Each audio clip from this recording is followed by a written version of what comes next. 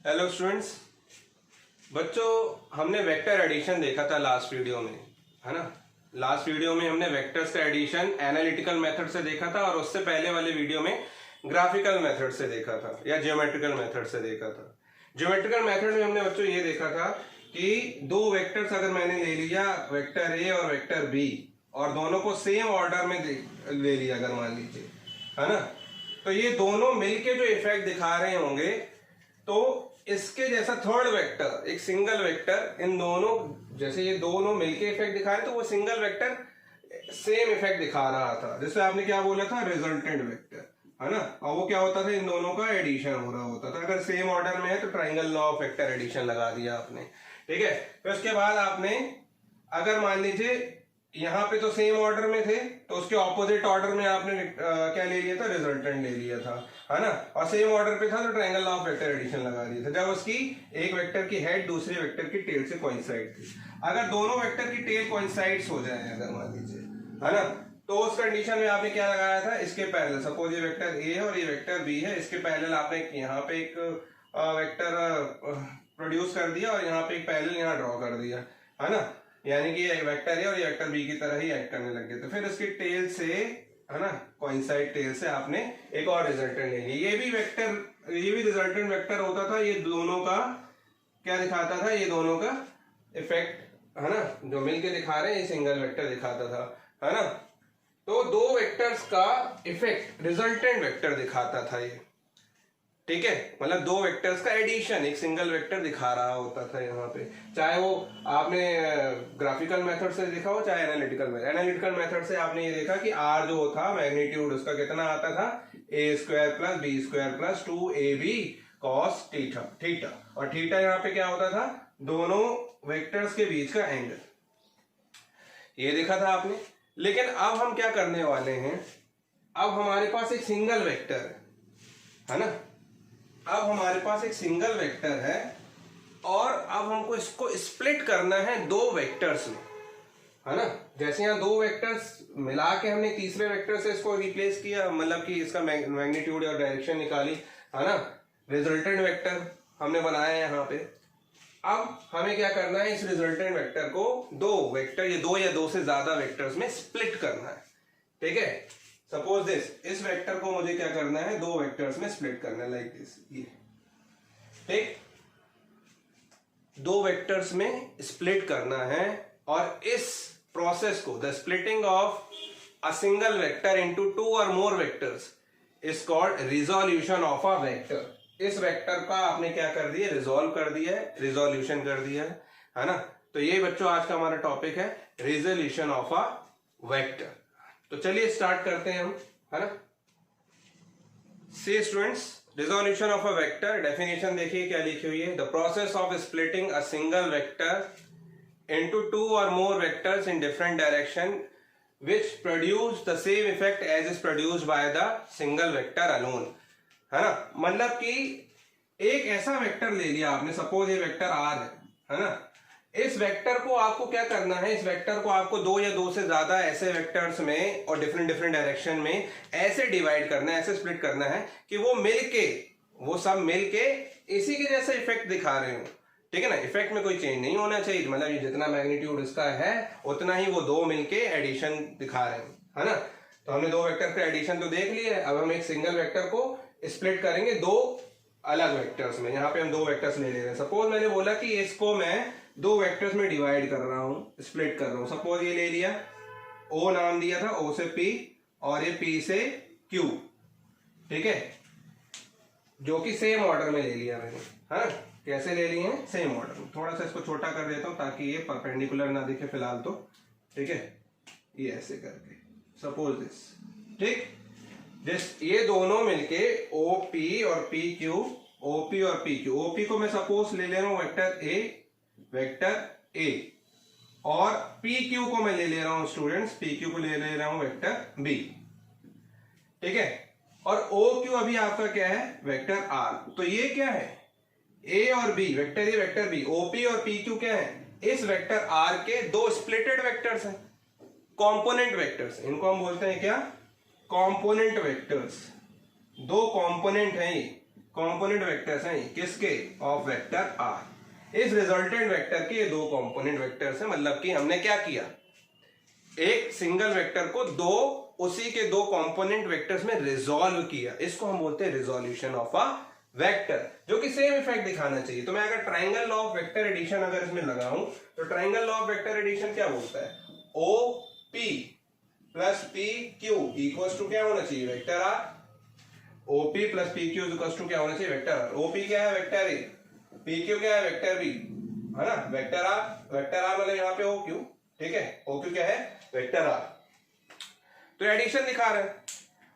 अब ये दो कंपोनेंट वेक्टर होगा इसके आर के, ओ क्यू आर है ना, मतलब कि एक सिंगल वेक्टर, बस उसके इफेक्ट में चेंज नहीं आना चाहिए। एक सिंगल वेक्टर को आपने क्या किया है, दो ऐसे वेक्टर्स में ऐसे डायरेक्शन में डिवाइड किया है, डायरेक्शन भी डिपेंड करता है और मैग्नीट्यूड भी, ठीक है, दो ऐसे मैग्नीट्यूड और डायरेक्शन वाले वेक्टर्स में, कंपोनेंट वेक्टर्स में डिवाइड किया है, जो दो मिलके उस एंगल पे उतना ही इफेक्ट दिखा रहे होंगे जितना एक सिंगल दिखा रहा है। बात समझ में आ रही है आपको, ठीक है। तो अब लेकिन आपके दिमाग में ये आया होगा कि क्या ऐसे ही बनाएंगे, सर ने ऐसा बना दिया है, क्या ऐसे ही बनाएंगे, क्या मैं ऐसे नहीं बना सकता था, है ना। तो ध्यान रखिए, जो ये इफेक्ट दिखा रहा है उसका एक यूनिक सॉल्यूशन होगा, किसी भी एंगल पे नहीं बनाओगे आप, है ना, एक पर्टिकुलर डायरेक्शन होगी, ठीक है, एक पर्टिकुलर उसका सॉल्यूशन होगा, unique solution. Means the resolution of a vector, the resolution of a vector into component vectors of vector along the direction of vector A and vector B is unique। मैं लिख देता हूं यहाँ पे, है ना, यहाँ लिख दे रहा हूं नोट करके, ध्यान रखिए। The resolution of a vector, यहाँ पे वेक्टर R ले लिया हमने, है ना, into component vectors, component vectors, a component vectors along the direction of, कौन से डायरेक्शन, यहां पे कौन कौन से, A, vector A and vector B are unique. मतलब कि मैं किसी भी, कोई इसके अलावा किसी भी तरीके से बनाऊंगा, बस ध्यान रखिएगा इसी डायरेक्शन में होना चाहिए, है ना। इस वेक्टर आर को मैं अगर मान लीजिए मैं क्या कर रहा हूं, स्प्लिट कर रहा हूं, तो डायरेक्शन चेंज नहीं होनी चाहिए, मैग्नीट्यूड चेंज नहीं होना चाहिए, ऐसे ही रिजॉल्व किया जाएगा। और वो क्या होना चाहिए, यूनिक होना, मतलब यूनिक होगा, एक ही सॉल्यूशन होगा, है ना। सपोज फॉर एग्जांपल, है ना, अगर ये आपको समझ में आ गया है तो मैं इसको रब करने जा रहा हूं, स्क्रीनशॉट ले लीजिएगा, ठीक है।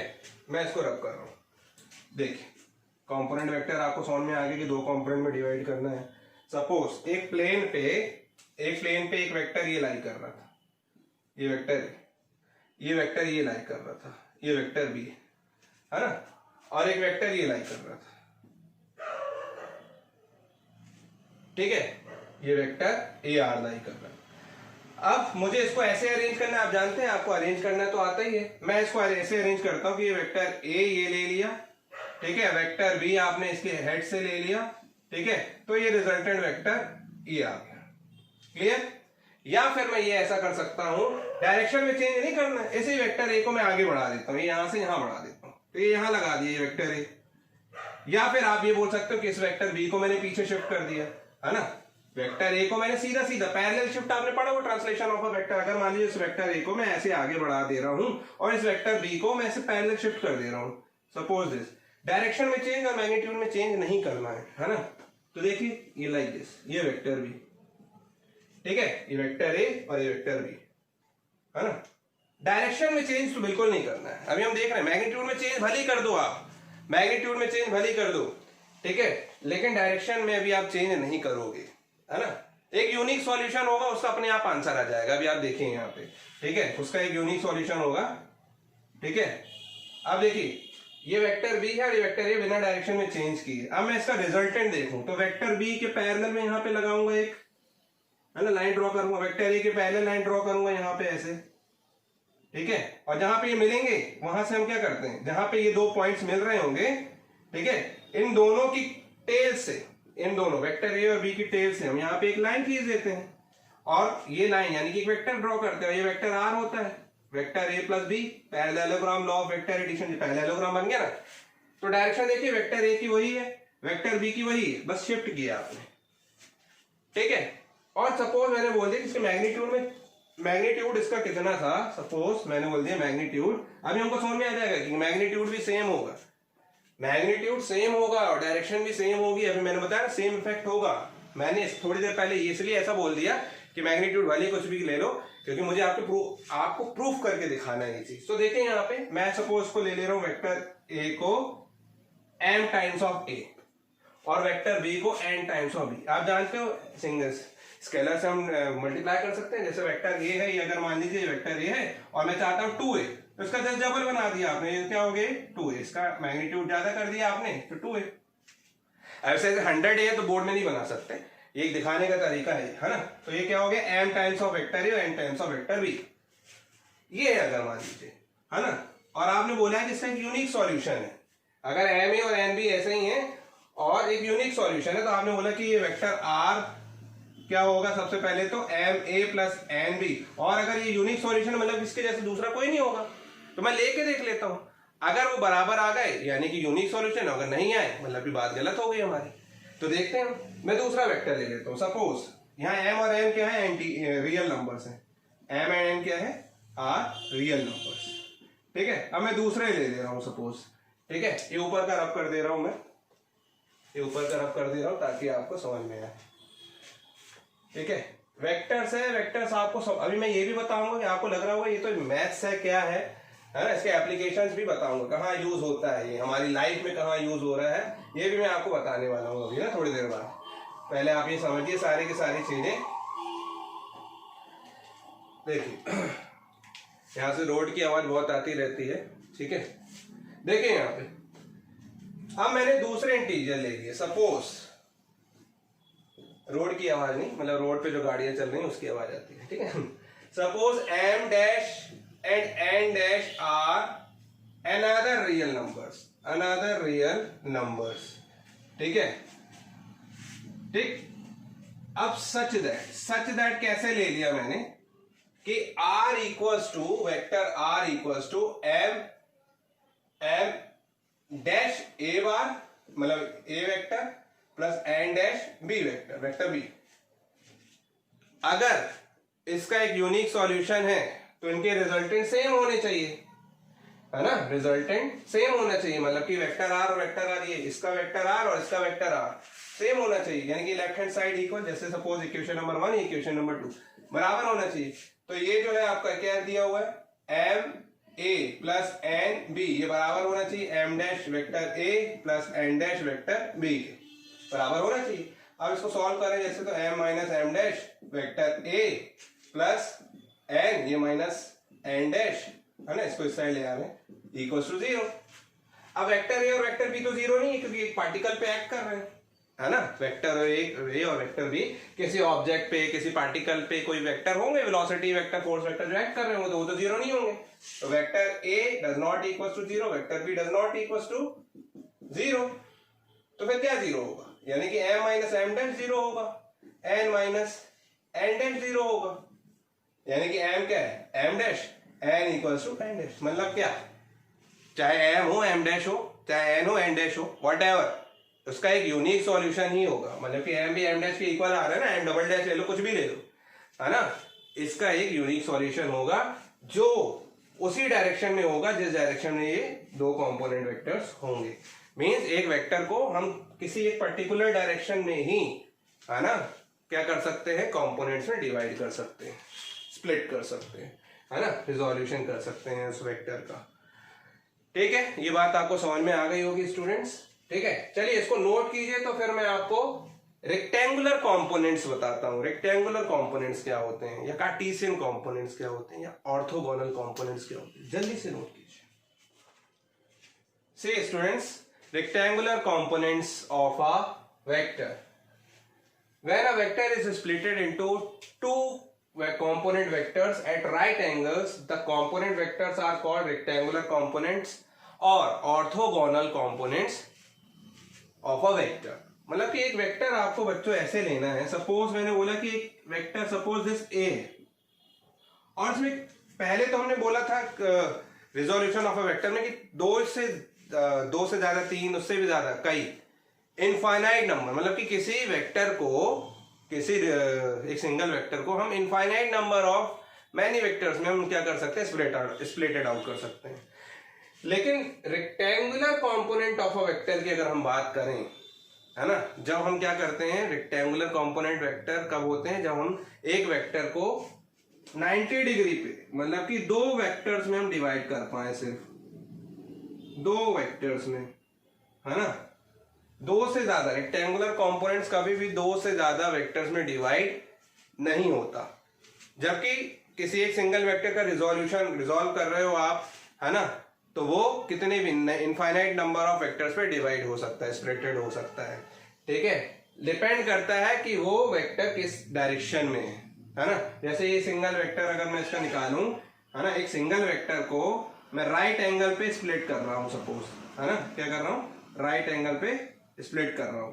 क्यों, मुझे रेक्टेंगुलर कंपोनेंट्स यानी कि ऑर्थोगोनल कंपोनेंट निकालने, तो मैंने इस तरीके से कर दिया ताकि मैं पैरेललोग्राम लॉ लगाऊं। तो यहां से इसके पैरेलल ये लाइन खींच दी, इसके पैरेलल ये लाइन खींच दी, है ना। नाम दे देता हूं सपोज ये वेक्टर ए के लिए ये हो गया ओ पी क्यू एस, क्योंकि ये तो है ना, ठीक है, कोई दिक्कत नहीं है, ए, है ना। अब इस वेक्टर ए को दो मैंने कंपोनेंट में डिवाइड किया, ठीक है, जो कि एक दूसरे से कैसे हैं, परपेंडिकुलर, यानी कि ओपी, वेक्टर ओपी परपेंडिकुलर है, मॉड ले लेते हैं इसका क्योंकि मैग्नीट्यूड में, वेक्टर ओएस, ठीक है, इसके, या फिर पी क्यू के, या फिर हम बोल सकते हैं वेक्टर ओपी ओएस के परपेंडिकुलर है, या फिर हम बोल सकते हैं ओपी परपेंडिकुलर है पीएस के, ऐसे भी बोल सकते हैं। या फिर सिमिलरली यहां पे ये बोल सकते हैं कि ओएस जो है परपेंडिकुलर है एस क्यू के, है ना। चलिए, अब यहां पे मैं क्या कर रहा हूं, वेक्टर ए को दो कंपोनेंट्स में डिवाइड कर रहा हूं। मैं यहां पे क्या ले रहा हूं, कार्टेशियन कोऑर्डिनेट्स, है ना। कार्टेशियन कोऑर्डिनेट आप जानते हो, ये ओरिजिन है, ठीक है, ओ, ये आपका एक्स डायरेक्शन, ये वाई डायरेक्शन, और ये सपोज जेड डायरेक्शन। हम यहाँ पे मोशन इन अ प्लेन की बात कर रहे थे, हमने एक प्लेन में एक पर्टिकुलर पार्टिकल पे वेक्टर एक्ट कर रहा था, जिसको हमने दो कंपोनेंट्स में, जो कि एक दूसरे से राइट एंगल पे हैं, है ना, वो स्प्लिटेड हो रहे हैं, ठीक है ना, अलग अलग डायरेक्शन में। इन दोनों का इफेक्ट ये सिंगल दिखा रहा है, तो इस पे हम ले रहे हैं, ठीक है, ये रेक्टेंगुलर कोऑर्डिनेट्स में ले रहे हैं, रेक्टेंगुलर नाम है। तो अब ये दोनों ही वेक्टर्स ओपी और ओएस, ओपी यानी कि ये, इसको मैं नाम दे दे रहा हूं ए वेक्टर का ए एक्स कॉम्पोनेंट, है ना, ए वेक्टर का ए एक्स कॉम्पोनेंट, ठीक है, एक्स की डायरेक्शन में क्योंकि, ठीक है, और ये वाला कॉम्पोनेंट, है ना, वाई की डायरेक्शन में है सपोज, तो क्या ले रहा हूं, A Y component, vector A Y. मतलब इस वेक्टर ए को मैंने दो वेक्टर ए एक्स और ए वाई, इसी के दो वेक्टर्स, है ना, कंपोनेंट वेक्टर्स में डिवाइड कर दिया, और राइट एंगल्स पे है तो इसको हम बोलेंगे रेक्टेंगुलर कंपोनेंट्स। क्या बोलेंगे, रेक्टेंगुलर कंपोनेंट। मतलब कि वेक्टर ए जो था ये क्या हो जाएगा, A X plus A Y, vector A X plus A Y, दोनों ऑर्थोगोनल वेक्टर्स भी कहलाते हैं, ठीक है। ठीक, समझिए अब यहाँ पे वेक्टर, इसको इक्वेशन नंबर 1 दे देना, वेक्टर ए एक्स, मैंने आपको बताया था यूनिट वेक्टर्स, यूनिट वेक्टर्स जब हम कार्टेशियन कोऑर्डिनेट्स में लेते हैं तो यूनिट वेक्टर्स होते हैं, है ना, ये एक्स है, ये वाई है, ये जेड है। ये वेक्टर क्या कहलाता है, वेक्टर मतलब मैंने लिख दिया, अगर ये वेक्टर ए है यानी कि इसका कुछ मैग्नीट्यूड होगा यानी कि मॉड, और इसका कुछ डायरेक्शन होगा, तो डायरेक्शन के लिए ए कैप लिया था। ऐसे ही रेक्टेंगुलर कोऑर्डिनेट्स में एक्स वाई और जेड के लिए हम क्या लेते हैं, यूनिट वेक्टर्स। यूनिट वेक्टर इसलिए क्योंकि ये इनका जो मैग्नीट्यूड है वो 1 होना चाहिए। तो आई, वेक्टर आई मतलब एक्स डायरेक्शन के लिए आई कैप, वाई डायरेक्शन के लिए जे कैप, और जेड डायरेक्शन के लिए के कैप लिया था। और वेक्टर आई जे के क्या है, मतलब कि I cap, J cap, K cap क्या है, ये तीनों unit vectors along X Y and Z direction respectively. अगर मान लीजिए मैंने लिख दिया 2i, है ना, कोई वेक्टर है suppose vector A is equal to 2i, मतलब कि वो वेक्टर ए किस डायरेक्शन में एक्ट कर रहा है, एक्स अलोंग एक्स डायरेक्शन में क्या कर रहा है, अलोंग एक्स एक्सिस, है ना। ये क्या कर रहा है, एक्ट कर रहा है। और कितना मैग्नीट्यूड लेके चल रहा है वो 2, मतलब मैग्नीट्यूड बता रहा है 2 और डायरेक्शन कौन बता रहा है, ये आई कैप। इसी की जगह वाई कैप कर देता तो क्या होता, वाई डायरेक्शन में कर रहा है वो एक्ट। ठीक है, चलिए तो यहां पे देखिए, अब यहां पे भी मैंने बोला कि वेक्टर ए है वो ax और ay दो component vector, rectangular component vectors में डिवाइड कर दिया गया है, जहां पे ax क्या होगा, ax मतलब कि वेक्टर ax है, वेक्टर ax यानी कि इसका एक मैग्नीट्यूड होगा, है ना, स्केलर कंपोनेंट बोलेंगे इसको, ठीक है, स्केलर कंपोनेंट। और किस डायरेक्शन में होगा वो, क्योंकि x मैंने बोला तो x किस डायरेक्शन में, आई कैप, तो ये आई कैप हो गया साथ में। सिमिलरली ए वाई लूंगा अगर, मान लीजिए ए वाई वेक्टर, तो ए वाई का मॉड, ठीक है, और यूनिट वेक्टर जे कैप, है ना। यूनिट वेक्टर इसलिए बोलते हैं क्योंकि मॉड आई का या मॉड जे का या मॉड के का कैप का, सॉरी आई जे के कैप का मॉड जो होता है वो 1 होता है, ठीक है, 1 से मल्टीप्लाई कर सकते हैं ना। तो A X I cap A Y J cap हम इसकी जगह लिख सकते हैं, या फिर हम इसको ऐसे भी लिख सकते हैं, मॉड हटा दोगे डायरेक्शन हट जाती है, मॉड लगाने से डायरेक्शन हट जाती है ना। या फिर सिंपल, क्योंकि डायरेक्शन हट गई तो सिर्फ मैग्नीट्यूड बचा, तो ए एक्स लिख दोगे ए एक्स आई कैप, और यहाँ लिख दोगे ए वाई जे कैप। मैं यहाँ पे रख सकता हूँ इक्वेशन नंबर 1 पे, on putting in equation 1, equation 1, ठीक है। देखिए यहाँ पे रख दे रहा हूं मैं यहाँ पे, तो ये वेक्टर ए क्या हो जाएगा आपका, ए एक्स की जगह क्या लिख दे रहा हूं मैं, ए एक्स एक्स सफिक्स में आई cap plus A Y J cap, ठीक है, A X I cap plus A Y J cap. और जब भी ऐसा होता है, मतलब कि दो वेक्टर्स आ गए साथ में, यानी कि 2 डायमेंशन को शो कर रहा है, मोशन इन अ प्लेन को शो कर रहा है। एक बस होता तो स्ट्रेट लाइन में चल रहा है, 1 डायमेंशन को शो करता, और इसकी जगह साथ में के भी होता तो वो 3 डायमेंशन के लिए बात करता है। मोशन इन अ प्लेन पढ़ रहे हैं अभी हम, है ना, हालांकि मैं अभी आपको बताऊंगा, अभी इस पे आते हैं हम के वाले में। तो A X I cap plus A Y J cap, जहां पे ए एक्स और ए वाई के scalar component of vector components, A X और ए वाई क्या है, A X and A Y are the scalar components, scalar components of rectangular components, वो भी rectangular components किसके हैं, of vector A, vector A के ही रेक्टेंगुलर कंपोनेंट, है ना, वेक्टर ए के ही रेक्टेंगुलर कंपोनेंट के स्केलर कंपोनेंट है एक्स, ठीक है।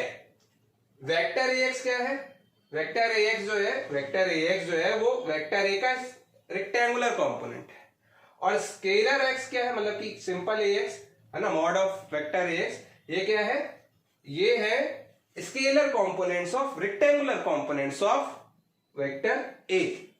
बात समझ में आ रही है आपको, ठीक है। तो 90 डिग्री पे होंगे तो हम क्या बोलेंगे, ऑर्थोगोनल, ठीक है। चलिए अब इसका हमको क्या निकालना है, जब ये आ जाता है आपका ऐसे, तो हमको इसका मैग्नीट्यूड और डायरेक्शन तो आपको इसी से पता चल रही है, हमको इसका मैग्नीट्यूड निकालना, मतलब रिजल्टेंट निकालना वेक्टर ए का, रिजल्टेंट मतलब कि मॉड ऑफ ए। तो देखिए यहाँ पे मैं बता दे रहा हूँ, ठीक है, ये रब कर दे रहा हूँ, स्क्रीनशॉट वगैरह आपने ले लिया होगा, ठीक है, यहां से बता दे रहा हूं मैं। देख,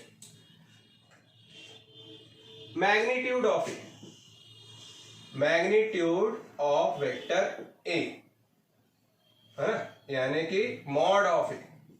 और मैंने आपको बताया था मॉड लेना हो तो क्या होगा, उसके जितने भी स्केलर कंपोनेंट्स हैं सबका स्क्वायर करके रूट के अंदर सम कर दीजिए, है ना, रूट के अंदर स्क्वायर करके दोनों का सम, ये हो जाएगा। क्लियर, ठीक। अब देखिए यहां पे, लेकिन मेरा तो यहां पे फॉर्मूला क्या होता था, फॉर्मूला होता था यहां पे A X square plus A Y square plus 2ax ay cos theta, है ना, 2ax ay cos थीटा।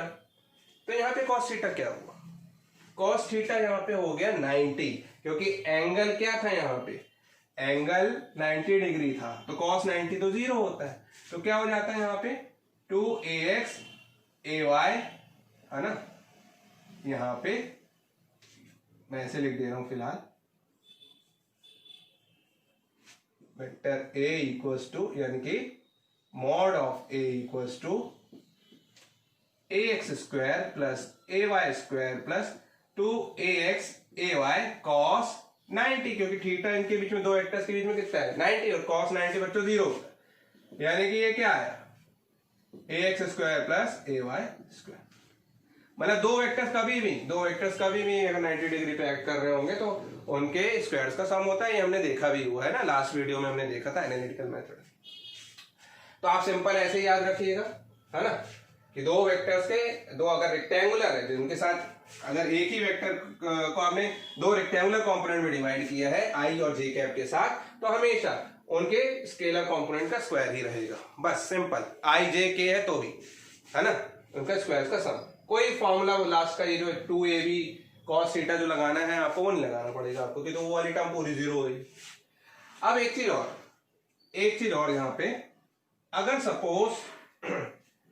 अगर सपोज मैं यहाँ पे बोलता हूं कि ये एंगल जो है आपका, ये वाला एंगल है ना, ये वाला एंगल मैंने बोल दिया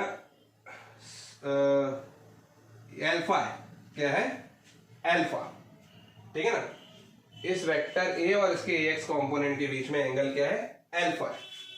तब देखिए अगर मैं इसमें cos अल्फा लगाऊं, cos अल्फा, तो cos अल्फा क्या हो जाएगा, cos अल्फा होगा बेस अपॉन हाइपोटेन्यूज, यानी कि ax upon vector A, ax upon vector A, ये हो गया आपका, है ना, ax मतलब वेक्टर ax अपॉन ए, ठीक है। अब थीटा लगाते हैं तो हम इसके मॉड लेते हैं, कभी भी एंगल लगाएंगे तो एंगल एक स्केलर क्वांटिटी हो गई ना सपोज, तो हमने क्या बोल दिया ax अपॉन वेक्टर ए, और इसी में है ना ax निकालता हूं मैं यहां से ax, तो ax क्या हो जाएगा, ax वेक्टर का मॉड क्या हो गया वेक्टर a cos अल्फा। ऐसे साइन अल्फा लगाऊं तो साइन अल्फा होगा क्या परपेंडिकुलर अपॉन हाइपोटेन्यूज, और ये देखिए ये क्या होगा परपेंडिकुलर, मतलब ये इस ट्राइंगल में देखें तो OPQ में, अब परपेंडिकुलर क्या है AY है, पैरेलल है इसके, तो ये AY है, वेक्टर ऑफ AY अपॉन, है ना, मॉड ले लेंगे अपॉन में हाइपोटेन्यूज वेक्टर A, यानी कि AY मॉड भी आ गया आपके पास, क्या वेक्टर A साइन अल्फा, है ना, AX आ गया आपका A cos अल्फा, AY आ गया आपका A साइन अल्फा, है ना। अभी हटा दे रहा हूं, ये सारी चीजें आपको समझ में आ गई है ना। तो देखिए यहां पे अगर मैं यहां पुटअप करूं इक्वेशन नंबर 2 ले लो, इक्वेशन नंबर 2 पे, ठीक है, तो फ्रॉम इक्वेशन 2 ये क्या बन जाएगा vector A equals to ax A cos alpha I cap plus A sine alpha J cap, A cos alpha I cap और A cos alpha J cap, ठीक है। चलिए तो यहां से देखिए अब मैं यहां पे फिर से यहां से अब मैं क्या कर ले रहा हूं, इनका मैग्नीट्यूड ले रहा हूं, तो मैग्नीट्यूड यानी कि मॉड ऑफ ए लूंगा अगर, तो क्या हो जाएगा ए स्क्वायर कॉस स्क्वायर अल्फा, क्योंकि आई कैप 1 होता है ना, आई कैप 1 होता है, आई स्क्वायर करोगे मतलब आई स्क्वायर यानी कि आई डॉट आई, अभी डॉट प्रोडक्ट नहीं पढ़ा, हम पढ़ेंगे तो भी समझ में आएगा आपको, नेक्स्ट वीडियो हमारा डॉट प्रोडक्ट पे रहेगा, ठीक है, फिर नेक्स्ट वीडियो क्रॉस प्रोडक्ट पे रहेगा। तो ऐसे 1-2 वीडियो और है वेक्टर्स के, पूरा वेक्टर आपका देखिए सिलेबस कवर हो रहा है, लास्ट आपका चैप्टर नंबर 7 5 6 7 हाँ 7 तक कवर हो रहा है, वहां के टॉपिक्स यहाँ कवर हो रहे हैं, है ना। तो वेक्टर आपका क्लियर होता जा रहा है, टॉपिक्स कवर होते जा रहे हैं, ठीक है। तो A square cos square alpha plus A square sine square alpha, अब cos square alpha plus sine square alpha तो 1 होता है, अगर ए स्क्वायर कॉमन ले लूं तो A square cos square alpha plus sine square alpha common लेने पर रूट के अंदर, तो यहाँ cos square plus sine square alpha 1 होता है बच्चों, तो मॉड ऑफ ए क्या आया इक्वल्स टू ए आया, तो मॉड ऑफ वेक्टर ए तो ए ही होता है ना, मॉड ऑफ वेक्टर ए ही होता है। और यहाँ पे ए कॉस अल्फा और ए साइन अल्फा हमने कब लिया था, ये हमने कब लिया था बच्चों, जब हमने क्या किया, इसके दोनों कंपोनेंट्स को, दोनों ax और ay के स्केलर कंपोनेंट्स को मैंने यहाँ पे ऐड किया है, बात समझ में आ रही है आपको? मतलब दो वेक्टर्स को मुझे अगर एक सिंगल वेक्टर को अगर दो रेक्टेंगुलर कंपोनेंट्स में डिवाइड करना है तो मुझे उसके एक साइन थीटा पे डिवाइड करना पड़ेगा और एक कॉस थीटा पे डिवाइड करना पड़ेगा। हमेशा ध्यान रखिए, आगे भी फिजिक्स में किसी एक सिंगल वेक्टर को अगर आप कंपोनेंट्स में डिवाइड करोगे तो उसका एक वेक्टर कॉस दिखाएगा, कॉस थीटा या अल्फा जो भी है ना, उस वेक्टर के साथ जो बना रहा होगा, है ना, जो वेक्टर के साथ बना रहा है वो कौन होगा? कॉस, ठीक है। और जो उसके परपेंडिकुलर है वो कौन बताएगा? साइन। अभी मैं आपको बताने वाला हूं, ठीक है। और एक चीज और ध्यान रखिएगा इस चीज में कि रिजल्टेंट लेना है आपको, रिजल्टेंट का मैग्नीट्यूड लेना है तो x square plus A Y square होगा, ठीक है। और डायरेक्शन लेनी है अगर मान लीजिए, तो डायरेक्शन के लिए फॉर्मूला मैंने आपको बताया हुआ है पहले से ही, ठीक है। इसी में लगा देता हूं डायरेक्शन, ठीक है। डायरेक्शन कैसे लगाते हैं? एक ये तो इसके लिए दो कंपोनेंट वेक्टर के लिए क्या हो गया? रिजल्टेंट वेक्टर और उसके साथ एक वेक्टर के साथ क्या होगा? डायरेक्शन किसके साथ बताता है? वो डायरेक्शन रिजल्टेंट जो है, रिजल्टेंट और एक वेक्टर के बीच के जो एंगल होता है वो डायरेक्शन बताता है उस रिजल्टेंट का। तो ये क्या होगा यहाँ पे? अगर मैं tan अल्फा ले रहा हूं, यहाँ पे अल्फा क्या बता रहा है? डायरेक्शन ही बता रहा है। tan अल्फा बताएगा डायरेक्शन, क्योंकि tan अल्फा स्लोप को बताता है। तो tan अल्फा कितना हो जाएगा? ay अपॉन ax, ठीक है। मॉड ही लेना पड़ता है जब हम एंगल लगा रहे होंगे, तो ay अपॉन ax। इस पे ये पुटअप करके देखो तो tan अल्फा आ जाएगा। देखो ay क्या है आपका? a sin alpha upon a cos alpha, a से कैंसिल होके tan अल्फा ही आएगा, है ना। बात आपको समझ में आ रही है? अल्फा निकालोगे तो tan इनवर्स ए वाई अपॉन एक्स। ये सारी चीजें हमने पढ़ी हुई थी पहले से। क्लियर है बच्चों? ठीक है। अब इसको और समझिए थोड़ा सा, मैं इसको रब करने जा रहा हूं। अब मैं आपको वो बातें बता रहा हूं जो आपको डायरेक्ट लगानी है। ये तो हम आज सीख रहे हैं सारी चीजें, आप 11th में पहली बार देख रहे हैं। अब अगली बार से आप जब भी पढ़ेंगे फिजिक्स में 12th तक, इवन आगे तक कंपोनेंट्स में आपको बोलूंगा कि चलो ये वेक्टर है, इस वेक्टर को आप क्या करो, दो कंपोनेंट में डिवाइड करो। तो कैसे करना है उस आपको सिंपल लगाना है ना। देखिए कैसे रब कर रहा हूं मैं इसको।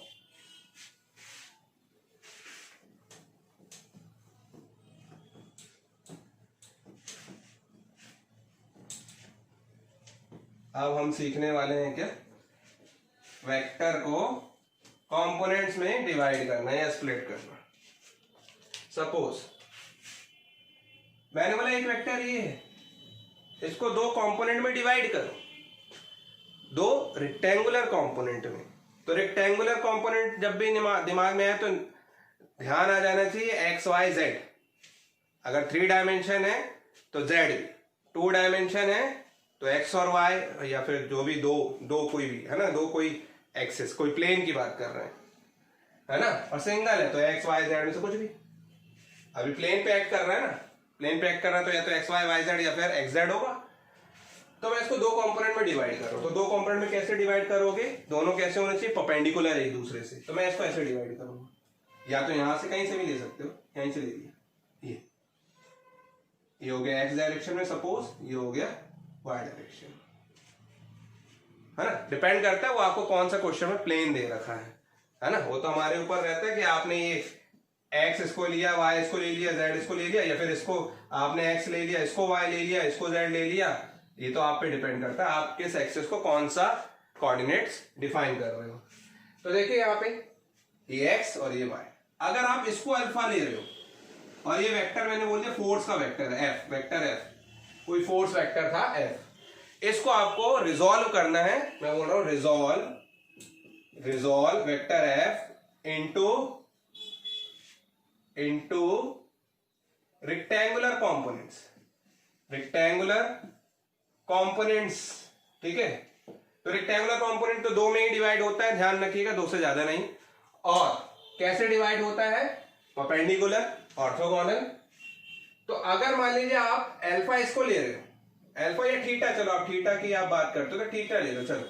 अगर आप इसको थीटा ले रहे हो तो ये वाला वेक्टर क्या होगा? एक्स डायरेक्शन के अलोंग एफ कॉस थीटा, मतलब कि इसका मल्टीप्लाई करना है कॉस थीटा से, मतलब कि इस वेक्टर एफ का रेक्टेंगुलर कंपोनेंट वो क्या होगा? रेक्टेंगुलर कंपोनेंट का cos थीटा वाला component, horizontal component f cos theta ये, और इस वेक्टर f का vertical component f sin theta ये। ठीक, जिसके साथ एंगल बना रहा है वो cos थीटा का कंपोनेंट। अगर मान लीजिए ऐसा होता, अगर ये ऐसा होता, यही है वेक्टर f, ठीक है, और आपने ऐसे दो स्प्लिट कर दिया है ना। अच्छा, जिस डायरेक्शन में हो रहा है उसी डायरेक्शन में से स्प्लिट होगा, इस डायरेक्शन में हो रहा है तो उसी डायरेक्शन में स्प्लिट होगा, ताकि उसका रिजल्टेंट आए। कैसे आएगा रिजल्टेंट? जब इसको आप क्या कर रहे हो, इसको आप स्प्लिट कैसे करते हो? स्प्लिट ऐसे करते हो कि इससे आप एक परपेंडिकुलर ड्रॉ करते हो, इससे ऐसे ड्रॉ करते हो। दो परपेंडिकुलर ड्रॉ करने पे, ठीक है, ये दो परपेंडिकुलर ड्रॉ करने पे ये जिस पॉइंट पे, अभी ऐसे आपको पैरेललोग्राम बनाना है, ठीक है, वहीं से निकलेंगे ये दो कंपोनेंट्स। ठीक, तो डायरेक्शन कैसी होगी? जिस डायरेक्शन में जा रहा है। तो सिंपल है, ध्यान में रखो ऐसे ही, ठीक है। अब इसको मैंने क्या दे दिया? थीटा दे दिया नाम। ये वेक्टर एफ था तो ये वेक्टर एफ का ये थीटा नाम दे दिया। तो ये क्या होगा? ये होगा इस बार एफ कॉस थीटा, और ये होगा एफ साइन थीटा। मतलब कि तो ये क्या होगा? ये एफ कॉस थीटा होगा, जिसके साथ एंगल बना रहा है ये एफ कॉस थीटा। मतलब कि जिसके साथ एंगल बना रहा है वो वेक्टर एफ का कॉस थीटा वाला कंपोनेंट होगा, और ये साइन थीटा वाला कंपोनेंट होगा। क्लियर है? और जो कंपोनेंट होते हैं रेक्टेंगुलर कंपोनेंट, यहाँ पे एक्स क्या है? एक्स में बोलूंगा एफ साइन थीटा, वाई क्या है? F cos theta. ठीक है, मतलब है तो यही हॉरिजॉन्टल है यही वर्टिकल, लेकिन इस बार वर्टिकल में कॉस थीटा है और इस बार हॉरिजॉन्टल में साइन थीटा है। ठीक है, तो ध्यान रखिएगा कंपोनेंट जो होते हैं रेक्टेंगुलर कंपोनेंट्स हमेशा ये क्या होते हैं? स्केलर्स होते हैं, है ना। रेक्टेंगुलर कंपोनेंट्स हमेशा कैसे होते हैं? स्केलर कंपोनेंट्स होते हैं, ax और ay, जैसे मैंने अभी आपको बताया था। एक तो ऐसे डिवाइड करना है। सपोज आप थोड़ा सा हटा देते हैं इसको, है ना, जान तो गए हो, अभी समझ गए हो आप। ठीक है, ये आपके आगे क्वेश्चन आएंगे, अभी फोर्स पढ़ेंगे, लॉज ऑफ मोशन पढ़ेंगे, बहुत कुछ है अभी आगे। ठीक है, हालांकि इस साल तो लॉज ऑफ मोशन में पता नहीं सिलेबस कैसा हटाया है कि तीनों लॉ ही हटा दिए, और फिर भी नाम है लॉज ऑफ मोशन, वही तो तीनों पढ़ना है। चलिए खैर, अब वेक्टर एफ मैंने ऐसे दे दिया, अब कैसे डिवाइड करोगे आप? या तो आपको अंदाजा हो गया होगा कि ऐसे जा रहा है डाउनवर्ड जा रहा होता है ना, हमेशा ध्यान रखना स्लोप नेगेटिव है यहाँ पे। ठीक, खैर हमको तो अभी रेक्टेंगुलर कंपोनेंट्स में डिवाइड करना है, स्प्लिट करना सीख रहे हैं। तो ये क्या होगा? इस डायरेक्शन में जा रहा है ना, अगर आप सपोज खींचने की बात करें हम, यहाँ पे वही तो बात है, यहाँ पे एप्लीकेशंस क्या है? सपोज आप एक रोलर है, रोलर को खींच रहे थे आप, है ना, रोलर को आप ऐसे खींच रहे थे, ठीक है, यूं।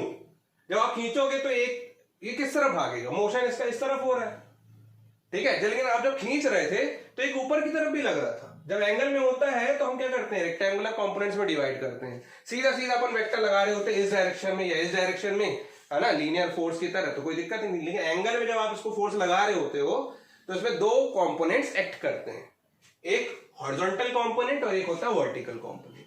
ये क्या है? हॉरिजॉन्टल कंपोनेंट ऑफ, है ना, ये horizontal component of rectangular components, और ये क्या है? Vertical components. ठीक है, तो देखिए यहाँ पे वेक्टर एफ ऐसे लग रहा है यूं, यानी कि एक उस तरफ लग रहा होगा और एक डाउनवर्ड लग रहा होगा, यानी कि इसको ऐसे बनाएंगे, एक इस तरफ और इसी के परपेंडिकुलर इस तरफ। यहां से बना दो या यहां से बना दो, एक ही बात है। ठीक है, बस डिपेंड करता है आपने एंगल कौन सा लिया था। अगर आपने इसको एंगल थीटा लिया है तो ये हो जाएगा एफ कॉस थीटा और ये हो जाएगा एफ साइन थीटा। और अगर आपको ऐसे दिमाग में नहीं आ रहा है अंदाजा, है ना, आ गया होगा वैसे तो, नहीं आ रहा है तो आप क्या करो, फिर आप पैरेललोग्राम लॉ बनाओ इसको। ठीक है, पैरेललोग्राम बनाओ, मतलब आप क्या करो, यहां से एक परपेंडिकुलर ड्रॉ करो, यहां से ऐसे मिलाओ इसको, यहां से एक परपेंडिकुलर ड्रॉ करो, यहां से मिलाओ। ठीक है, तो आपको समझ में आ जाएगा कि इस तरफ जा रहा है यूं, ये इस तरफ जा रहा है यूं। आई बात समझ में? ठीक है, तो डाउनवर्ड जा रहा है ऐसे इस डायरेक्शन में, तो ये होगा, ये वाला थीटा ले लेते तो ये होता एफ कॉस थीटा, है ना, और ये f sin थीटा। ध्यान रखिएगा यहाँ f लगा रहे तो यहाँ वेक्टर हटा देना क्योंकि ये स्केलर कॉम्पोनेंट्स है। ठीक है, चलिए अभी आप खुद प्रैक्टिस कीजिए जरा। ये है, ठीक है, अभी देखिए ये पॉजिटिव डायरेक्शन है और ये नेगेटिव डायरेक्शन है। ठीक है, ये पॉजिटिव डायरेक्शन थी, ये नेगेटिव, यानी कि ये वेक्टर आप किस कोऑर्डिनेट पे एक्ट कर रहा है? रेक्टेंगुलर कोऑर्डिनेट में, किसके वेक्टर में, किस कोऑर्डिनेट में? थर्ड कोऑर्डिनेट में। ये कौन सा वेक्टर कौन से कोऑर्डिनेट में एक्ट कर रहा था? ये भी प्लस है, ये भी प्लस है, फर्स्ट कोऑर्डिनेट में। ठीक है, अभी ये बताइए, पॉज करके आप देखिए जरा, खुद अपने आप दिमाग से सोचिए, क्योंकि मेरे से आप पूछेंगे तो ये बनेगा नहीं ना मेरे से अभी आपसे, है ना। मेरे से अगर आप पूछेंगे तो अभी मेरे से नहीं बनेगा, ठीक, क्योंकि जब आप वीडियो देख रहे होंगे तो आप सिर्फ कमेंट कर रहे होंगे उस पर। ठीक है, देखिए अब इसको ऐसे बनाया है हमने, मतलब कि इसका एक कंपोनेंट ऐसा है हॉरिजॉन्टल वाला और वर्टिकल ये है ना। एक प्लस जा रहा है और एक माइनस जा रहा है, और वो भी इस डायरेक्शन में। ठीक है, तो ये कौन सा है? ये कौन सा कोऑर्डिनेट हुआ? सेकेंड कोऑर्डिनेट, है ना। अब ये f था, अगर वेलोसिटी भी हो सकता है, हमने यहाँ फोर्स वेक्टर लिया हुआ है, कोई भी वेक्टर हो सकता है, तो ये क्या हो जाएगा? f, अगर ये एंगल थीटा है तो f cos थीटा, और ये f sin थीटा, थीटा के साथ वाला cos थीटा, और दूसरा वाला जो वर्टिकल है f sin थीटा। समझ में आ गया होगा आपको। क्वेश्चन करते हैं बहुत अच्छा सा प्यारा सा जल्दी से, है ना। और वो क्वेश्चन ऐसा है कि अगले चैप्टर्स में भी लगना है हमारा। ठीक है, जल्दी से नोट कीजिए जरा इसको। सी स्टूडेंट, एक क्वेश्चन है जैसे, a mass of 2 kg lies on a plane making an angle 30 degree to the horizontal, resolve its weight along a perpendicular to the plane. Weight को रिजॉल्व करना, वेट एक फोर्स होता है, आपने पढ़ा हुआ है ना। वेट एक फोर्स होता है जो वर्टिकली हमेशा डाउनवर्ड लगता है ना, वर्टिकली डाउनवर्ड। कोई भी, मैंने आपको न्यूटन का थर्ड लॉ बताया था 9th क्लास में, ठीक है, कि सपोज कोई बॉक्स अगर किसी टेबल पे रखा हुआ है तो टेबल के नीचे क्यों नहीं चला जाता है, या टेबल से ऊपर क्यों नहीं चला जाता? क्यों? क्योंकि जितना फोर्स इसका यानी कि वेट डाउनवर्ड लग रहा है, इस पे रिएक्शन फोर्स टेबल भी लगा रही है अपवर्ड डायरेक्शन में, इक्वल एंड ऑपोजिट। तो W equal to minus R, ये आपने पढ़ा हुआ था। इसको हम रिएक्शन फोर्स बोलते हैं, इसको एक्शन फोर्स बोलते हैं। यहाँ पे देखिए एक मास है 2 kg का, जो कि एक एंगल से 30 ऑन अ प्लेन पे रखा हुआ। सपोज ये प्लेन है ना, प्लेन है ऐसे अंदर घुसा हुआ है। अभी आपको प्लेन का सिर्फ ये वाला हिस्सा दिख रहा है पूरा का पूरा ये प्लेन। ठीक है, making an angle 30 degree to the horizontal. ठीक, यानी कि प्लेन 30 डिग्री है, सॉरी, ये तो फिर ये हॉरिजॉन्टल है, इससे ये प्लेन ऐसे बना हुआ है, कितना? 30 डिग्री, ये 30 डिग्री, और इस पे एक मास रखा हुआ है 2 kg का। सपोज एक ऐसा बॉक्स रख दिया हमने 2 kg का, कुछ भी रखा हो सकता है, ये रख दिया। एक प्लेन हॉरिजॉन्टल से 30 डिग्री इंक्लाइंड है, पूरा का पूरा प्लेन ऐसे करके, और इस पे 2 kg मास रखा हुआ है। तो आपको क्या करना है? Resolve its weight along perpendicular to the along and perpendicular to the plane, मतलब प्लेन के अलोंग, है ना, और परपेंडिकुलर। तो आप जानते हैं कि अगर इसका वेट मैं देखूं तो वेट तो कैसे भी हो हमेशा वर्टिकली डाउनवर्ड लगता है। तो देखिए वर्टिकली डाउनवर्ड क्या लग रहा है? वेट एक फोर्स है, वेक्टर क्वांटिटी। अब इसको मुझे रिजॉल्व करना है 2 कंपोनेंट्स में, रेक्टेंगुलर कंपोनेंट्स में। रिजॉल्व करना मतलब क्या? कंपोनेंट्स में डिवाइड करना, रेक्टेंगुलर कंपोनेंट्स में, है ना। तो रिजॉल्व करना है perpendicular and along the direction of plane, है ना, अलोंग द, है ना, along and perpendicular to the plane. तो प्लेन ये है, इसके परपेंडिकुलर मतलब क्या? प्लेन के परपेंडिकुलर 90 डिग्री, ये ले लिया हमने, है ना। और इसके अलोंग ये, इसके परपेंडिकुलर हो गया ये, मतलब इस, समझ में आ रहा है? ये इस बार वो वेक्टर जिसको हमको रिजॉल्व करना है, तो कैसे करोगे? अगर मैंने ये वाला कंपोनेंट इसका ऐसे ले लिया है ना, हॉरिजॉन्टल कंपोनेंट या जो भी वर्टिकल कंपोनेंट, है ना, तो इसके परपेंडिकुलर ही तो दूसरा कंपोनेंट लेते हैं। ठीक है, तो ये वाला कंपोनेंट इस प्लेन के परपेंडिकुलर है, क्योंकि बोल रहा है वो, और ये अलोंग है, प्लेन के अलोंग, ये प्लेन के अलोंग ये है। तो इस वेक्टर W यानी कि वेट के साथ ये एंगल बना रहा है, मैंने बोला सपोज थीटा एंगल बना रहा है। है ना। तो ये वाला जो कंपोनेंट है, ये वाला कंपोनेंट क्या हो जाएगा, ये कंपोनेंट हो जाएगा आपका W cos थीटा, ये रेक्टेंगुलर कंपोनेंट हो जाएगा W cos थीटा। और दूसरा वाला जो इसके परपेंडिकुलर है, W cos थीटा के परपेंडिकुलर वाला कौन सा हो जाएगा, W sin थीटा। और थीटा यहां पे कितना होगा, थीटा भी 30 डिग्री होगा। उसका रीजन देखिए, पहले तो ऐसे समझ लीजिए, है ना, फिर बाद में समझाता हूं मैं। भाई ये पहले सपोज ये ग्राउंड पे था, ग्राउंड पे ही प्लेन था, है ना, और W तो नीचे ही लग रहा था। पहले ये ऐसा होगा ना, ये प्लेन है और इस यहां पे बॉक्स रखा है और ये वेट है। अब इसको आपने 30 डिग्री ऊपर कर दिया यूं, तो ये ऐसा हो गया। लेकिन W तो अभी भी नीचे लग रहा है क्योंकि वेट हमेशा डाउनवर्ड लगता है, ठीक है, वेट हमेशा कैसा लगता है, डाउनवर्ड लगता है। तो जितना एंगल अभी मैं, लेकिन मैं इसका ये जो रेक्टेंगुलर कंपोनेंट है, जो रिएक्शन फोर्स है, ध्यान रखिएगा, रिएक्शन फोर्स हमेशा डाउनवर्ड नहीं, रिएक्शन फोर्स हमेशा सरफेस पे लग रहा होता है। अब रिएक्शन फोर्स क्या है, परपेंडिकुलर ऐसा लग रहा है, और इसको मैं पीछे की ओर एक्सटेंड करूं तो ये उतने ही एंगल पे चेंज हुआ जितना एंगल इसको उठाया है ना। सपोज ये दोनों ऐसे थे पहले, है ना, पहले यार ऐसा था परपेंडिकुलर, सरफेस पे परपेंडिकुलर, है ना, ये ग्राउंड है या हॉरिजॉन्टल है, इस पे ये रिएक्शन फोर्स है, ये वेट और ये इस पे रिएक्शन। अब मैंने इसको ऐसे घुमा दिया 30 डिग्री, तो रिएक्शन फोर्स भी कैसा करेगा, 30 डिग्री घूमेगा ना, क्योंकि रिएक्शन फोर्स इस पे डिपेंड नहीं करता, क्योंकि रिएक्शन फोर्स अगर उतना ही होता तो ये फिसलता नहीं। और आप जानते हैं प्लेन के ऊपर कुछ रखा हुआ है, प्लेन को इंक्लाइन किया तो वो तो फिसलने लगेगा, क्योंकि रिएक्शन फोर्स कम होने लगता है, ठीक है। तो देखिए यहां पे अगर ये 30 डिग्री आपने, ये 30 डिग्री ऐसे घुमाया है तो ये भी 30 डिग्री घूमेगा, ठीक है, ये 30 डिग्री क्या हो जाएगा, घूमे, ठीक। तो ये एंगल हो गया आपका 30, और ये यहां पे भी 30 और ये भी 30, ठीक है। तो आपसे बोल रहे हैं dissolve its weight along and perpendicular to the weight, तो द कंपोनेंट, सॉल्यूशन में हम ये लिख सकते हैं, the component along the plane, है ना, the component of what, W weight, है ना, along the plane, along the plane कौन सा है, W sin 30, W sin 30।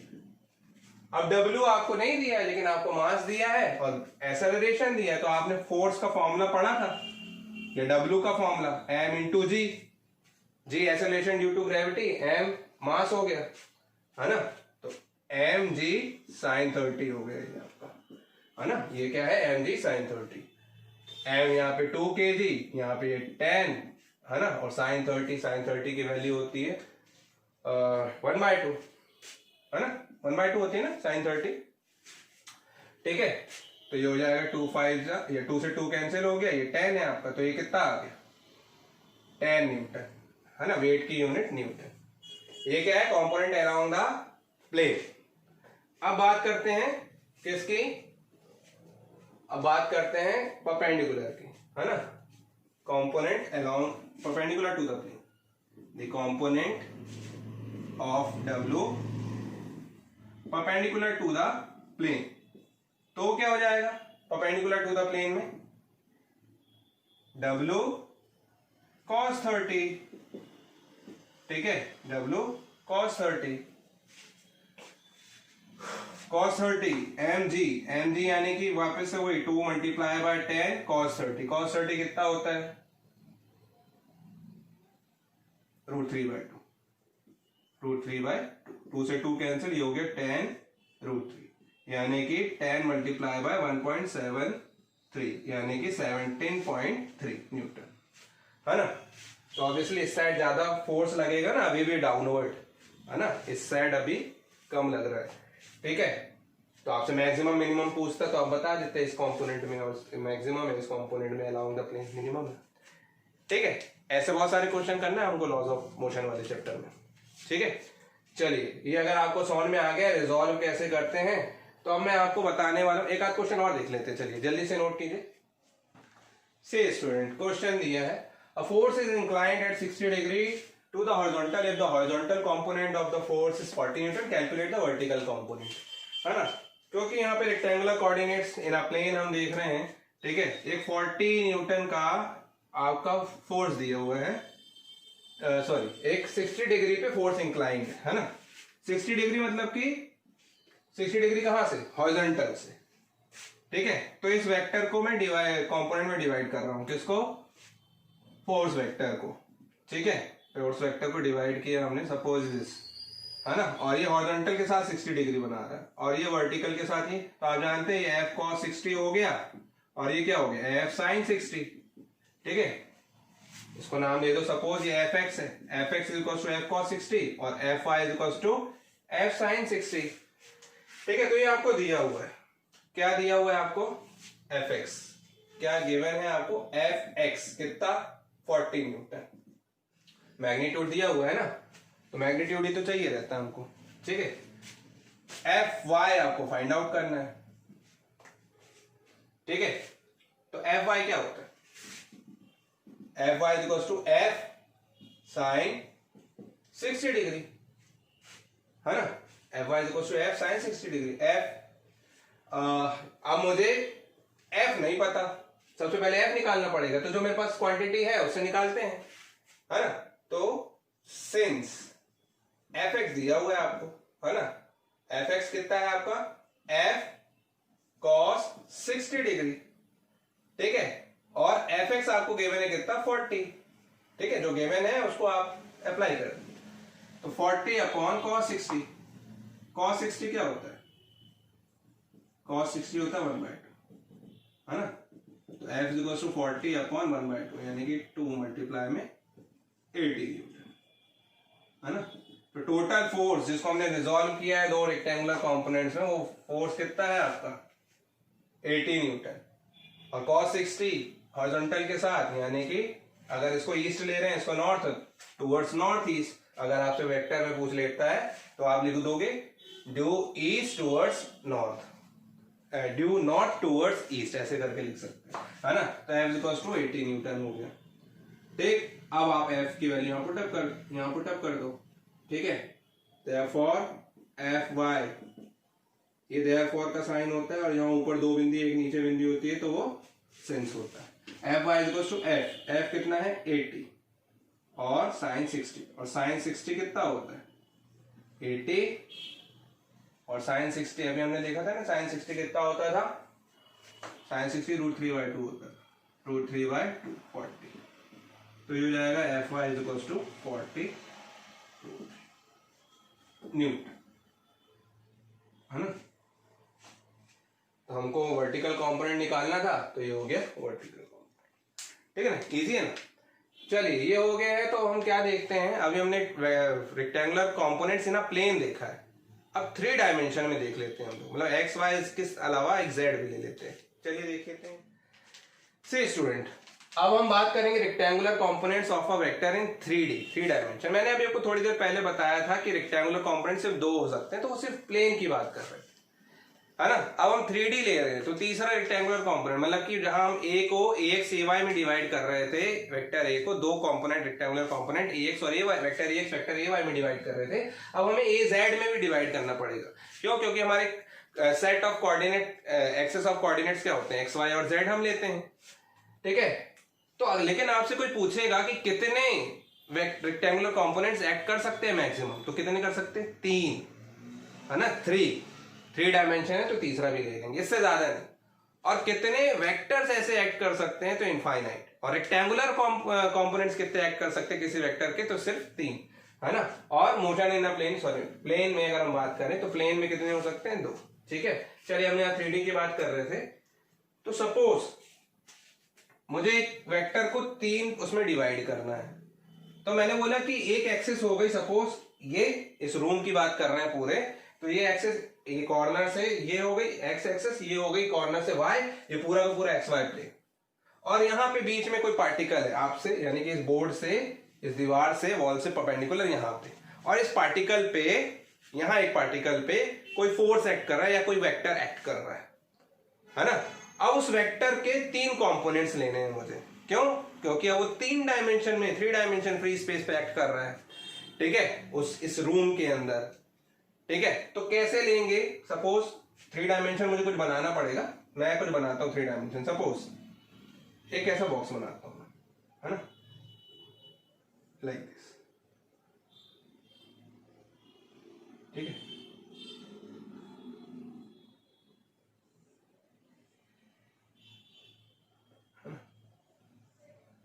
ये ऐसे, ठीक, और यहां से भी बना देता हूं अंदर साइड से, लाइक दिस, ठीक है। अब देखिए मैं यहां पे एक्सिस से मैं क्या कर दे रहा हूं, इस डायरेक्शन में अलॉन्ग, इसको मैंने बोल दिया ये डायरेक्शन जो है एक्सिस खींच दी, एक्स एक्सिस, यहां से वाई एक्सिस, और यहां से क्या खींच दी, जेड एक्सिस। ये आपको बॉक्स नजर आ रहा होगा, ठीक है ना। बॉक्स थोड़ा और अच्छा सा बना देता हूं मैं, बॉक्स अच्छा बनाने की कोशिश करता हूं मैं ताकि आपको समझ में आए, ठीक है। सपोज लाइक दिस, ये ऐसे, ये है ना, इसके पैरेलल, ये इसके पैरेलल खींचा था ऐसे, ये इसके पैरेलल था, ये इसके पैरेलल था, है ना, और इसके पहले एक नीचे और खींच रहा हूं ये, फिर इसके पैरेलल एक यहां खींच दे रहा हूं ये, ठीक है। अब इसके पैरेलल यहां इस पॉइंट से खींच दे रहा हूं लाइक दिस, और इसके पैरेलल यहां खींच दे रहा हूं फिर से लाइक दिस, है ना, इसके पैरेलल यहां पे खींच दे रहा हूं, ये ऐसे बॉक्स बन गया। तो ये जो तीसरा पॉइंट है, ये वाला पॉइंट, ये तो एक्स वाई प्लेन पे है, ये वाई जेड प्लेन पे है, और ये एक्स जेड प्लेन पे, लेकिन ये वाला पॉइंट कहां है, एक्स वाई जेड कहीं बीच में, है ना। तो यहां से इस ओरिजिन से यहां तक एक वेक्टर किसी पार्टिकल पे एक्ट कर रहा है ना, पार्टिकल पे एक्ट कर रहा है, सपोज एस, समझ में आ रहा हो तो ये नाम दे दिया मैंने, सपोज वेक्टर ए, है ना। बड़ा सा बॉक्स है, थोड़ा ऊंचा बनाना था, कोई दिक्कत नहीं, आपको समझ में तो आ रहा होगा, आई थिंक बहुत ही अच्छे बच्चे आ रहे हो। अभी देखें यहाँ पे, अब ये 3 एंगल बना रहा है यहां से, ठीक है। एक तो इससे बना रहा है एक्स एक्सिस से, मैंने बोल दिया सपोज ये बना रहा है एंगल कितना, ये एंगल बना रहा है यहां से alpha, x axis. Y axis से भी एंगल बना रहा होगा, है ना, इससे भी तो एंगल बना रहा होगा, तो ये हो गया बीटा, और जेड एक्सिस से भी बना रहा होगा, है ना, जेड एक्सिस से ये वाला, मतलब मैंने नाम दे दिया गामा, ठीक है। एक्स एक्सिस साथ अल्फा, ए बना रहा है वेक्टर ए, ठीक है, और बीटा और गामा। अब ये 3 कंपोनेंट में मैं इसको डिवाइड कर रहा हूं, अगर 3 कौन से होने चाहिए, तीनों ही परपेंडिकुलर कंपोनेंट, तो एक तो एक्स एक्सिस के अलोंग चला जाएगा, एक्स एक्सिस के अलोंग वेक्टर ए का एक component, rectangular component x axis के अलोंग चला गया, मैंने नाम दे दिया ए एक्स। एक वाई के अलोंग चला जाएगा, मैंने नाम दे दिया वेक्टर ए वाई, और एक जेड एक्सिस के अलोंग चला जाएगा, मैंने नाम दे दिया वेक्टर ए जेड। यानी कि टोटल वेक्टर ए जो था वो 3 कंपोनेंट में डिवाइड हो गया, ए x vector plus A Y vector plus A z vector. और वेक्टर को हम किस में डिवाइड करते हैं, यूनिट वेक्टर को मैग्नीट्यूड और डायरेक्शन में डिवाइड करते हैं, यानी कि ए एक्स क्या है, ए एक्स यानी कि उसका एक स्केलर कंपोनेंट आई कैप की डायरेक्शन में, एक्स की डायरेक्शन में तो आई कैप लगाएंगे, उसका scalar component a Y J cap की डायरेक्शन में, और ए जेड वेक्टर का scalar component a z k cap की डायरेक्शन में होगा। ये वेक्टर ए कैप है, ये 3 इसके स्केलर कंपोनेंट्स, और आई जे के क्या बताते हैं, यूनिट वेक्टर्स, डायरेक्शन बता रहे होते हैं उन स्केलर कंपोनेंट्स की जहां पे वो एक्ट कर रहे हैं, है ना। फिर आप वेक्टर ए का मॉड ले रहे थे फिर से, तो मैंने आपको बताया था सिंपल क्या करना है, इनके स्केलर कंपोनेंट्स का स्क्वायर करना है और रूट के अंदर सॉल्व कर देना है इसको, है ना, स्क्वायर्स का सम करके रूट के अंदर सॉल्व कर देना है, मैग्नीट्यूड आ जाएगा इसका, ठीक है। अब इसमें एक्स अगर मैं देखूं यहाँ पे, है ना, तो मुझे सम में, जैसे कि मैंने प्लेन पे लगाया था, अगर मैं इस पे प्लेन पे लगाऊं उसको अल्फा, अगर मैं देखूं तो कॉस अल्फा लगेगा, क्यों, क्योंकि ए एक्स क्या है, अगर ये इसके साथ एक एक्स बना रहा है तो जिस डायरेक्शन में जा रहा होता है वो कॉस हॉरिजॉन्टल कंपोनेंट बता रहा होता है वो, है ना, जिसके साथ एंगल बना रहा है वो कॉस, उस कंपोनेंट का कॉस अल्फा होता है कोसाइन होता है मतलब, है ना।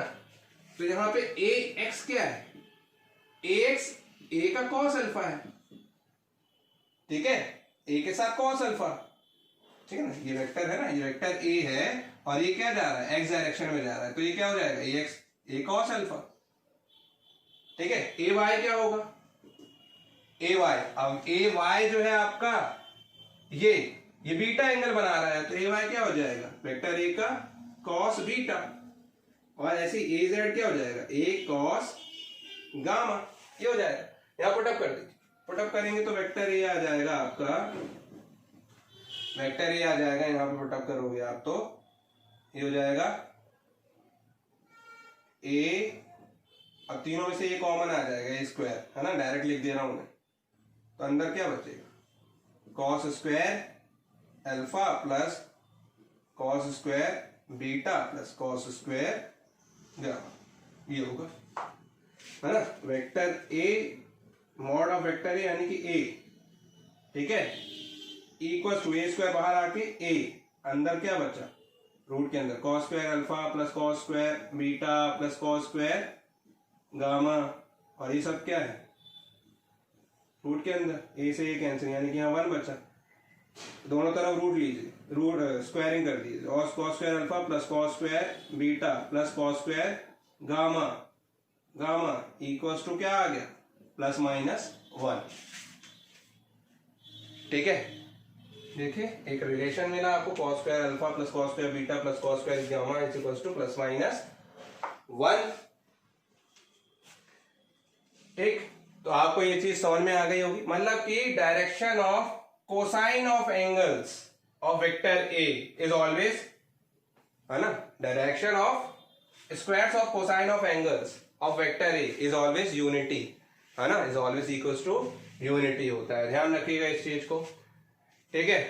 अलग अलग डायरेक्शन पे इसके कंपोनेंट एक्ट कर रहे हैं, जबकि रिजल्टेंट एक किसी पार्टिकल पे फ्री स्पेस पे 3 डायमेंशन में कहीं पे एक्ट कर रहा था, ठीक है। चलिए अब इस पे एक छोटा सा क्वेश्चन देखते हैं, फिर हम यहाँ अपनी सभा खत्म करेंगे, है ना। जल्दी से नोट कीजिए आप, देखिए बच्चों यहाँ पे एक क्वेश्चन दिया है, A vector A equals to 2i + 4j - 5k, find mod of vector A, direction of cosines of vector A, मतलब मैग्नीट्यूड और डायरेक्शन दोनों बताने हैं।